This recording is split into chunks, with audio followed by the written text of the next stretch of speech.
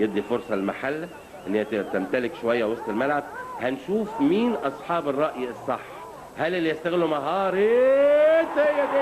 هي كدتين، لكن ادي الكره اهي مره ثانيه اهي، وابراهيم سعيد حطها مفيش اجمل ولا احلى من كده، وحط على طول سن الجزمه فيها عرض بيها عيد اللوزي، مقطوعه على ابراهيم سعيد، ترقيصه جميله جدا جدا من ابراهيم. مجدي مصطفى هنشوف بقى، يمكن ابو المجد فعلا مصطفى هو اللي خرج ولعب مكانه وائل رياض ناحيه اليمين، ولعب خالد بيبو في نص الملعب، وبقوا 2 راس حربه فعلا ده اللي حصل، وبيلعب 2 راس حربه قدام. في نص الملعب نجم الدين ابراهيم سعيد يقطع كره مشتركه وقوه والتحام قوي جدا بين ابراهيم سعيد وبين نجم الدين. لكن ابراهيم سعيد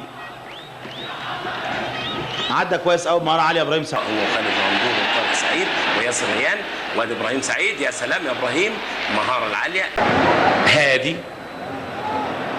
ابراهيم سعيد شعلة نشاط في وسط الملعب وحيويه يحسد عليها فعلا. الاثنين قافلين كويس والخبره وراهم هادي خشب. يا سلام يا ابراهيم. اوتاكا وابراهيم، وجوردن ومعاه ابراهيم سعيد، ويقطع ولا ابراهيم سعيد وجوده، وابراهيم سعيد عملها حلوه، وروح يا شاب. احمد ممتاز اللي جاي من ورا، احمد ممتاز رقم 12 بيعدي ويخترق وعايز يعدي من ابراهيم سعيد، لكن ابراهيم سعيد بقى المميز في النادي الاهلي. مكان ابراهيم حسن اللي النهارده طبعا ما بيلعبش هو واخوه حسام، طبعا نتيجه الظروف الاخيره اللي بيمر بها النادي الاهلي. الكره تاني مع النادي، هجمه تاني للنادي الاهلي في نص الملعب مع هشام حنفي،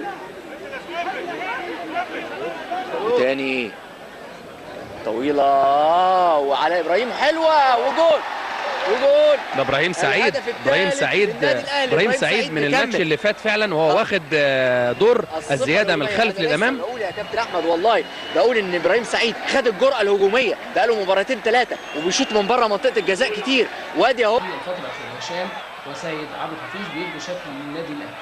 شايف انا محمد جوده رقم 21 سريعه توصل لابراهيم سعيد، وعنده مساحه ابراهيم، وبيلعب وش رجله حلوه لخالد بيبو اللي واخد ناحيه اليمين.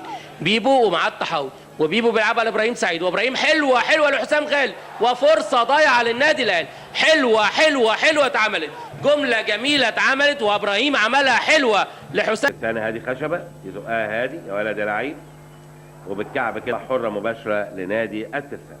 ادي ابراهيم سعيد بالكعبه، يا سلام حته هادي. ابراهيم سعيد شعلة نشاط في وسط الملعب وحيويه يحسد عليها فعلا. وتروح ليوسف،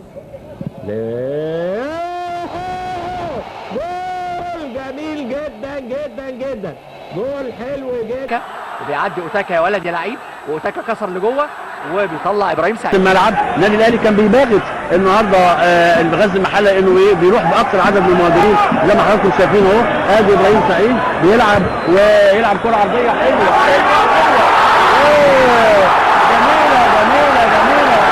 جميله.